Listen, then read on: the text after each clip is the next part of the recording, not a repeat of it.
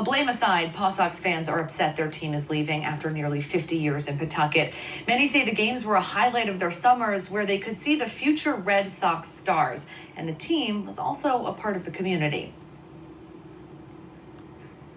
There's not much else here. The kids love it. I mean, they have a huge following here. I don't like to see them go because that's what we have in Pawtucket here. Fan in particular, this loss is much bigger than baseball. She's afraid of losing her independence. That woman was devastated by the loss of the team, holding back tears at tonight's game. ABC6 News reporter Daniel Keith continues our team coverage now live outside McCoy Stadium. Daniel. Well, Christina, 44-year-old Jerry Shy sees the world a bit different than you and I because she could barely see it all. She's going blind, and as fans poured into the stadium here at McCoy tonight, Shy was left heartbroken, saying the PawSox will forever be the team that could have stayed. You may have seen her in the concourse. I just love this team. Whether they win, they lose. In the stands. This team has heart. Or just taking it all in at McCoy. But she's never seen you. I love that. I just love being able to experience in person that fan experience, that baseball. Because obviously with my vision, I've never been able to play. Jerry Shy is perhaps the biggest PawSox fan you could find, but she's slowly going completely blind. I was heartbroken. Heartbroken. As news broke about the team headed to Worcester, Shy was headed to Pawtucket to Friday's game with tears in her eyes. This place is almost like a second home. I can walk around and do get concessions.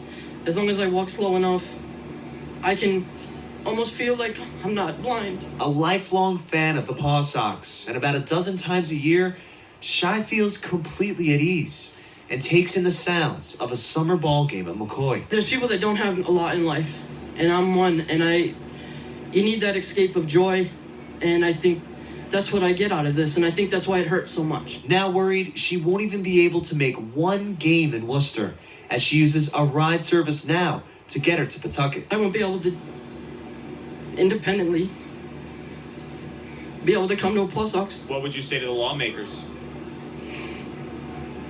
They broke my heart. Sometimes things should come above money.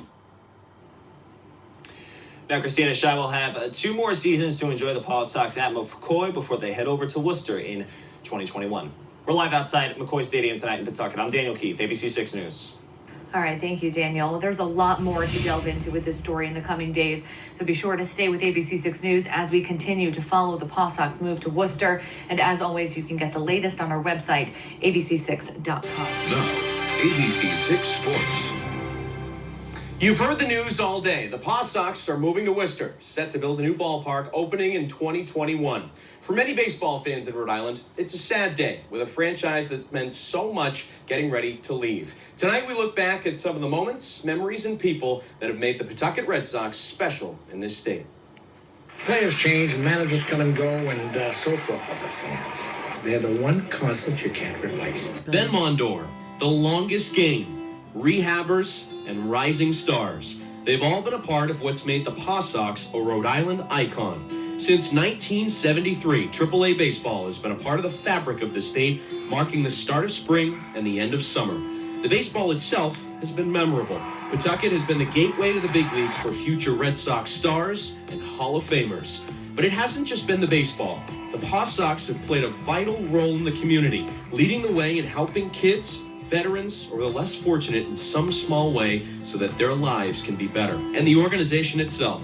Think of the wonderful people who have made a family atmosphere, whether it be Bill Wanless, Lou Schweckheimer, Mike Tamburo, Mike Gwynn, so many names to say, and of course, the great BEN MONDOR, whose statue sits in its rightful place right outside McCoy Stadium. Friday's news is sad. Sad because we all have a PawSox memory, whether a native Rhode Islander or just an 8th grader from Plymouth, Mass, whose grandpa wanted to take his grandkids to a game.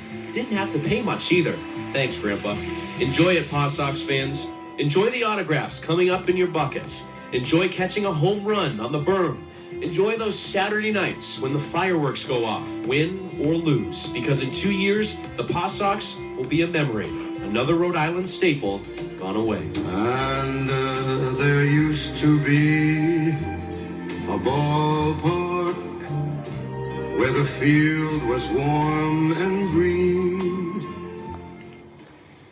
Ah, some great memories there. After an eventual